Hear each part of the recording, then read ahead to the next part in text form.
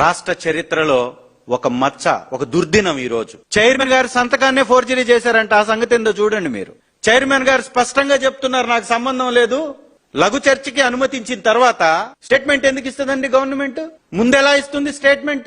చర్చకి అనుమతి ఇచ్చిన తర్వాత స్టేట్మెంట్ ఇవ్వడానికి అనుమతి ఇచ్చినట్టుగా పయ్యావుల కేశవ్ గారు ఒక పేపర్ చూపించారు. నేను అడుగుతున్నాను సార్, మీకు చైర్మన్ గారు నేను పేపర్ ఇవ్వలేదన్నాడు. మంత్రి గారు పేపర్ తీసుకొచ్చి చూపించారు పోడియం దగ్గర, ఆయన నిలబడ్డ ప్లేస్ లో.